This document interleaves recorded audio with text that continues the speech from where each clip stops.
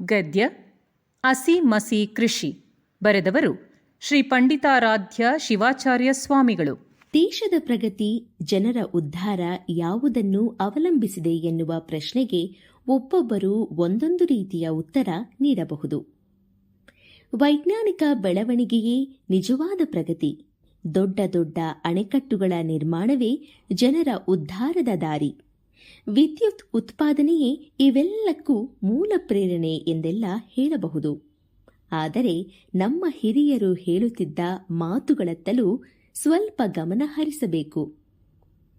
ದೇಶದ ಪ್ರಗತಿ, ಜನರ ಉದ್ಧಾರ ಅಸಿ ಮಸಿ ಕೃಷಿಯನ್ನು ಅವಲಂಬಿಸಿದೆ ಎನ್ನುತ್ತಿದ್ದರು.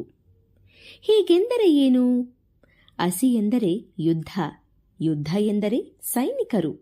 ಸೈನಿಕ ಬಲ ಇದ್ದಾಗ ದೇಶದ ಸಂರಕ್ಷಣೆ ಸಾಧ್ಯ.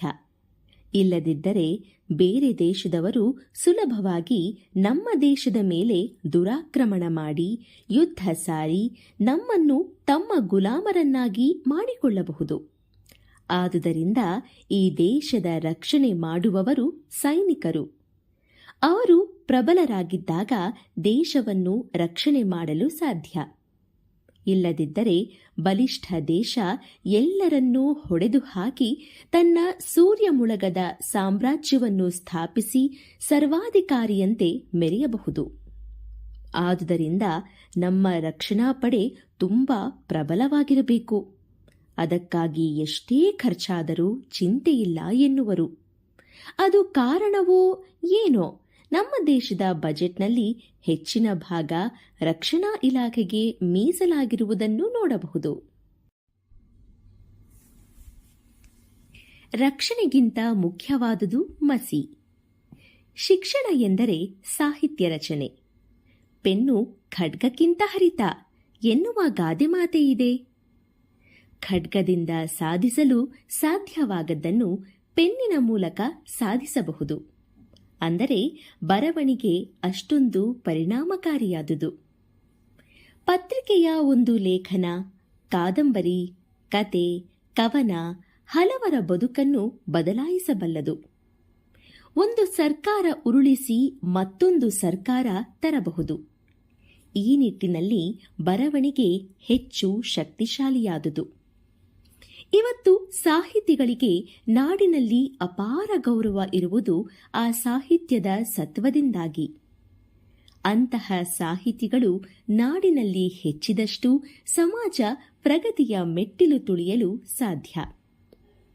ಬಸವಾದಿ ಶಿವಶರಣರ ವಚನಗಳು, ದಾಸರ ಕೀರ್ತನೆಗಳು, ಕುವೆಂಪು, ಬೇಂದ್ರೆಯಂತಹವರ ಕಾವ್ಯ ಇವತ್ತಿಗೂ ಜನರ ಮೇಲೆ ಸತ್ಪರಿಣಾಮ ಬೀರಲು ಅಲ್ಲಿರುವ ಸತ್ವವೇ ಕಾರಣ. ಇದನ್ನು ಗಮನಿಸಿ ಹಿರಿಯರು ದೇಶದ ಸಮೃದ್ಧಿ, ಪ್ರಗತಿ ಮಸಿಯನ್ನೂ ಅವಲಂಬಿಸಿದೆ ಎಂದು ಹೇಳಿದ್ದರೆ ಅದರಲ್ಲಿ ಅಂಥ ಉತ್ಪ್ರೇಕ್ಷೆಯಿದೆ ಎಂದೆನಿಸದು. ಅಸಿ ಮಸಿಗಿಂತ ಮಹತ್ವದ್ದು ಕೃಷಿ. ಕೃಷಿಕ ನಮ್ಮ ನಾಡಿನ ಬೆನ್ನೆಲುಬು. ಒಕ್ಕಲಿಗ ಒಕ್ಕದಿರೆ ಜಗವೆಲ್ಲ ಬಿಕ್ಕುವುದು ಎನ್ನುವ ಮಾತಿದೆ.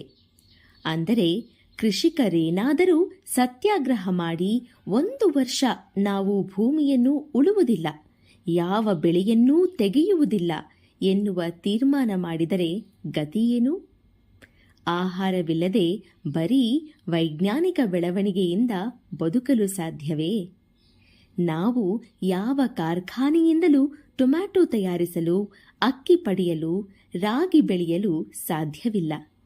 ಇವಕ್ಕೆಲ್ಲ ಭೂಮಿಯೇ ಬೇಕು. ರೈತನ ಬೆವರು ಭೂಮಿಗೆ ಸುರಿಯಬೇಕು.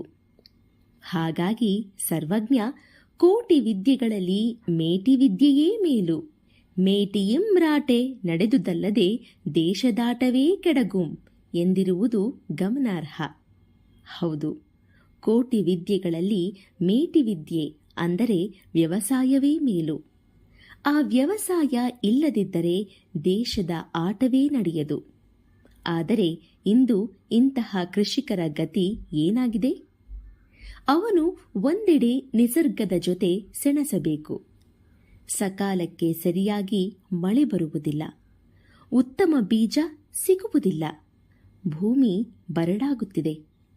ಕ್ರಿಮಿಕೀಟಗಳ ಹಾವಳಿಯಿಂದ ಬೆಳೆಗೆ ವಿವಿಧ ರೀತಿಯ ರೋಗಗಳು ತಗುಲಿ ಬೇಸಾಯವೇ ಬೇಡ ಎನ್ನುವ ಪರಿಸ್ಥಿತಿ ನಿರ್ಮಾಣವಾಗುತ್ತಿದೆ. ಮತ್ತೊಂದೆಡೆ ತಾನು ಬೆಳೆದ ಬೆಳೆಗೆ ಸರಿಯಾದ ಬೆಲೆ ಸಿಗದೆ ವ್ಯವಸ್ಥೆಯ ವಿರುದ್ಧವೂ ಹೋರಾಟ ನಡೆಸಬೇಕಾಗಿದೆ.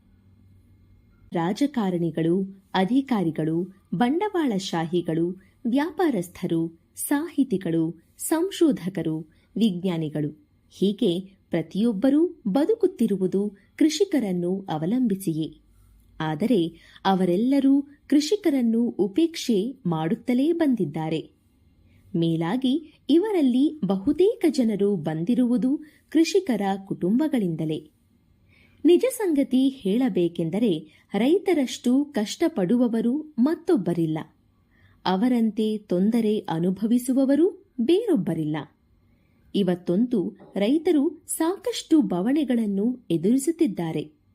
ಮಳೆಯ ಅಭಾವ ಇಲ್ಲವೇ ಅತಿವೃಷ್ಟಿ, ಭೂಮಿ ಬರಡಾಗುತ್ತಿರುವುದು, ಕಳಪೆ ಬೀಜಗಳು ಇತ್ಯಾದಿ. ಹೀಗಾಗಿ ಈ ಬದುಕೇ ನಶ್ವರ ಎನ್ನುವ ಭಾವನೆ ರೈತರಲ್ಲಿ ಬಂದಿದ್ದರೆ ಆಶ್ಚರ್ಯಪಡಬೇಕಾಗಿಲ್ಲ. ಆದರೂ ರೈತರು ನಿರಾಶಾವಾದಿಗಳಾಗದೆ ಆಶಾವಾದಿಗಳಾಗಿ ಬಾಳನ್ನು ಸಾಗಿಸುತ್ತಿದ್ದಾರೆ. ಹಾಸಿಗೆ ಇದ್ದಷ್ಟು ಕಾಲು ಚಾಚುತ್ತಿದ್ದಾರೆ. ರೈತರು ಯಾರಿಗೂ ಮೋಸ ವಂಚನೆ ಮಾಡುವವರಲ್ಲ. ಬದಲಾಗಿ ಎಲ್ಲರಿಂದಲೂ ಮೋಸ ವಂಚನೆಗೆ ಒಳಗಾಗುತ್ತಿದ್ದಾರೆ. ಇಂತಹ ಕೃಷಿಕರಿಗೆ ಬೇಕಾದ ಸತ್ವವನ್ನು ಸಾಹಿತ್ಯದ ಮೂಲಕವಾದರೂ ತುಂಬುವ ಕಾರ್ಯವನ್ನು ನಮ್ಮ ಸಾಹಿತಿಗಳು ಮಾಡದಿದ್ದರೆ ಅವರು ಕೃತಜ್ಞರಾಗುವರು.